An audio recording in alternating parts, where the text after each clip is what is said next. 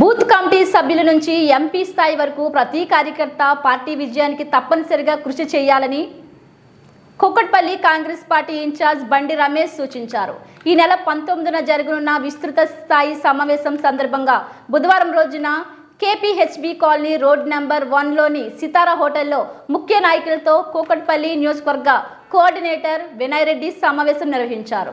ఈ కార్యక్రమంలో ముఖ్య అతిథిగా పాల్గొన్న బండి రమేష్ మాట్లాడుతూ బూత్ స్థాయిలో వీలైనంత త్వరగా కమిటీలు నియమించాల్సిన అవసరం ఉందన్నారు. నియోజకవర్గంలోని ప్రతి 2 డివిజన్లకు కలిపి ఒక దగ్గర త్వరలో సమావేశం ఏర్పాటు చేయనున్నట్లు ఆయన పేర్కొన్నారు. కోఆర్డినేటర్ వినయ్ రెడ్డి మాట్లాడుతూ మతపరంగా జనాభాను విడదీయడం అవసరం లేదని, అది కాంగ్రెస్ పార్టీ సిద్ధాంతం కాదన్నారు. ఏఐసిసి ఆదేశాల మేరకు ప్రతి ప్రయోజనాల కోసం ప్రతి కార్యకర్త పనిచేయాలన్నారు. పార్లమెంట్ ఎన్నికల్లో విజయమే లక్ష్యంగా పోరాడాలని సూచించారు. ఈ సమావేశంలో టీపీసీసీ కార్యదర్శి సత్యం శ్రీరంగం, ఏఏ బ్లాక్ నాగిరెడ్డి, బి బ్లాక్ అధ్యక్షులు తూము వేణు, సతీష్ రెడ్డి, గొట్టుముక్కల వెంకటేశ్వరరావు, కొప్పిశెట్టి దినేష్ కుమార్ తదితరులు పాల్గొన్నారు.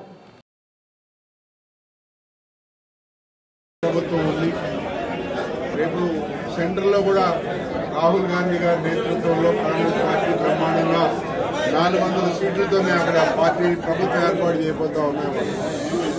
మాకున్న సర్వేల ప్రకారం, మాకున్న రిపోర్టుల ప్రకారం ఇండియా నేతృత్వంలో రేపు జూన్ 5వ తారీఖు 4వ తారీఖు రిజల్ట్లో 400 సీట్లు ఇండియా కూటమి గెలవబోతా ఉంది.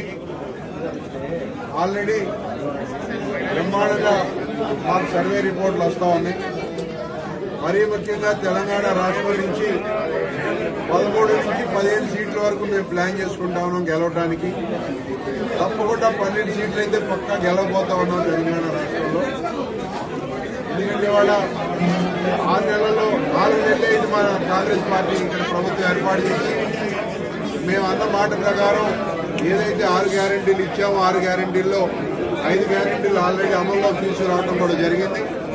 ప్రజలందరూ కూడా హర్షిస్తా ఉన్నారు. ఇవాళ గ్యారెంటీలే కాకుండా మరి 30,000 మందికి ఉద్యోగాలు కల్పించిన ఘనత కూడా రేవంత్ అన్న ప్రభుత్వం ఉంది. వాళ్ళ ప్రభుత్వం వచ్చిన 3 నెలల్లో 30,000 ఉద్యోగాలు ఇవ్వడం అనేది మామూలు మాట కాదు.